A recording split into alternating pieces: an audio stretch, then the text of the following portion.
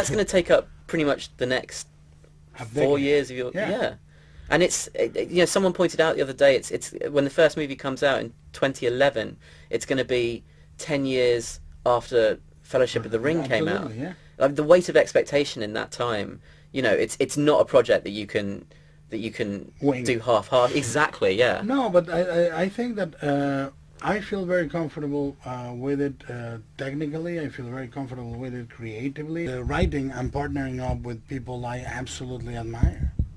I mean, Philippa, Fran, and Peter. When you rewatch the Lord of the Rings movies, which I have done recently many times, Yeah. you realize the quality, the human and emotional quality of the writing is superb in my book. I'm not worried about being so much faithful to something, but faithful emotionally to the tone of the book. It's a very different book than the trilogy. Yeah. Yeah. You know, it is a book that is written from a start of innocence and an ending of disappointment. You know, the ending of The Hobbit is quite bittersweet, quite melancholic in a way, and the exposure of Bilbo to the war is the exposure of a generation of Englishmen to World War One. It is really breeds from there.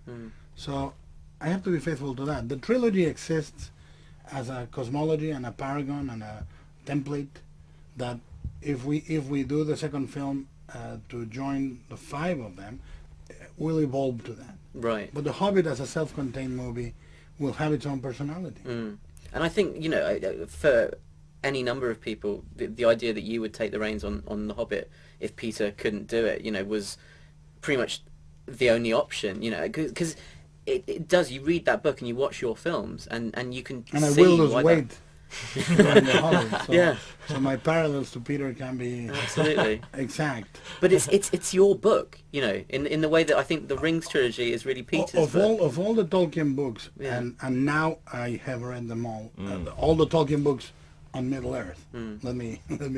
I have not read the etymological studies Yes. yet, but I of all the ones I've read, the reason why I connect in The Hobbit is because it's all seen from a really humble, honest little guy point of view. It's almost, I'm not saying Bilbo is a child.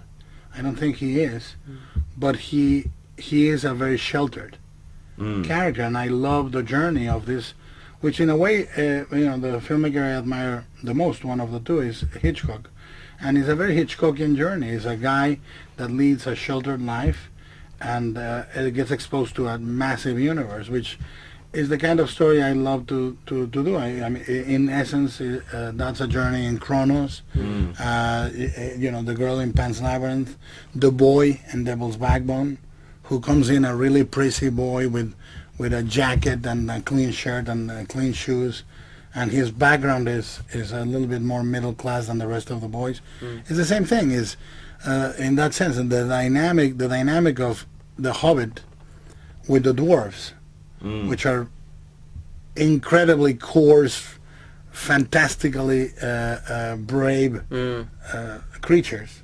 It's a great interaction. You have the proper guy Yeah. and these foul, adorable creatures around him.